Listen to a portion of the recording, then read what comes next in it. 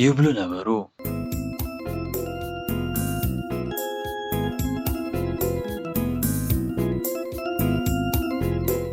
ንግዝዋስ ብሚሳይል ጻጸ መዓር ክሰርሕ እንተኢሉ ናይ መንነት ክሉላው ጥራሕ እዩ ይብል ነይሩ ሓደ መምህርና።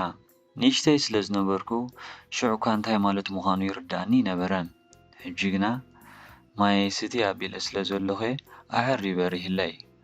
መምህርና ንብግብሪ ገዲፎም ብዘረባ እንጀህራን ጥራይ ህላውነቶም ከውዕሱ ዝደልዩ ሰባት እዩ ዝነቅፍ ነይሩ። የግዳ ብግብርን ቆራጽነትን እምበር ብዘረባን ዓውዓውታን ዝተሰርሐ ህንጻ የለን።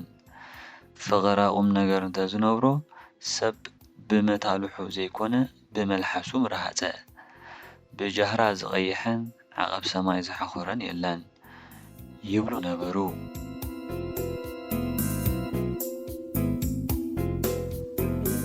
ኣቦይ ኣስገዶም ጸጉራምን ለባምን ሰብኣይ እዮም። ብፍላይ ኣብ ፈታተሓ ግርጭት ዘለዎም ብልሒ መዳርግ ተኣልቦ እዩ። ካብ ዕለታት ሓደ መዓልቲ ኣብ ኣውቶቡስ ሓደ ጸብደል መንእሰይ ብደፊእካኒ ዝተበገሰ ክጸርፎምን ክዝልፎምን ጀመረ። ኣቦይ ኣስገዶም ሓሪቖም ነቲ መንእሰይ ክዝልፍዎ ይመረጹን። ይርዳእካ ዝወደይ ጥራይ ይበልዎ። ወዮ ጸብደል ጎበዝ ተኸብሎ ኢለኩም ደ ይርዳእካ ትብሉኒ ብምባል ጸፍጸፍ ይብለሎም። ስለ ጸረፍካ ንኽጸርፈካ ይትሕሰብ ዝወደይ ዓቕሚኻ ስኢንካ እምበር ፈቲኻ ኣይኮንካን የግዳ ሕጂ እውን እርዳእካ ብምባል ንሃፈጽፈጹ ኣብረድዎ ይብሉ ነበሩ።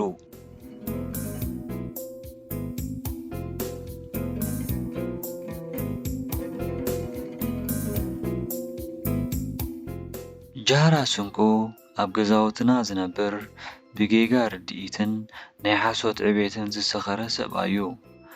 ዓብ ወዱ ከም ኩሎም መሳቱ ሜካኒክ ክሰርሕ ጀመረ። እንታይ ምዝኣንካ ኢኻ ትሰርሕ? ከተዋርደኒ? ንሕና እኳ እንዳኣገለ ኢና፣ ንሕና እኳ እንዳ ዓበይትን ርኹባትን ኢና ብምባል ሞያ ከይቀስም ይጎንሖ ነይሩ። ርድኢት ጃህራ ስንቁ ካብ ንግህኡ ብመስፍናዊ ሓንካስ ስነ መጎት ዝተመርሐ እዩ። ብዝኾነ ትወዱ ዘይከም ካልኦት መሳትኡ ሞያ ክጥሪ ይከኣለን። እታ እንኮ ዘላቶ ሞያ ኮለል ምባልን ምጅሃርን ኮይና ተሪፋ ይብሉ ነበሩ።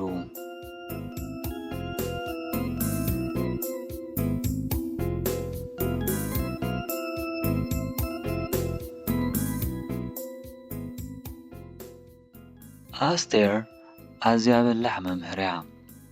ዝተምሃሮኣ ዘለዋ ፍቕሪ መዳርግቲ የብሉን። ዘለዋ ፍልጠት ከተካፍል ትርእዮ ጻዕሪ ፈጺምካ ዘየዕቃንን ዘገርምን እዩ። የግዳ ገለ ኸም መሳርሕታ መታን ከጉድምዋ ሓላፍነት ደልያ እኳ እናበሉ ከጓሽሽዋ ይስምዑ። ኣስቴር ብጣዕሚ ተናዲዳ ናብ ሓደ ለባም መሓዛኣ ምኽሪ ደልያ ኸይዳ ኩሉ ኩነታት ዕሊላ ብኸመይ ሕናኣ ክትፈዲ ከም ትኽእል ምስ ተወከሰቶ ዝሃባ መልሲ ኣገራሚ እዩ ነይሩ። ኣስቴር ለባም እናበልናኪ ንግዝዋስ ብሚሳይል ብምባል ናይቶም ብዛዕባ ሕማቕ ዝዛረቡ ሰባት ፀገም ዓቕሚ ምስኣንን ሕስድናን ምዃኑ ኣረዲዋ። እቲ ዝበለፀ ሕነ ምፍዳይ ስቒልካ ስራሕካ ምስራሕ እዩ ኢልዋ። ኣኽላባት ናይ ኣቦኦም ኮይኖም ይነብሑ። ገመል ከዓ መንገዱ ቅፅል ድዩ ዝተባሃለ ይብሉ ነበሩ።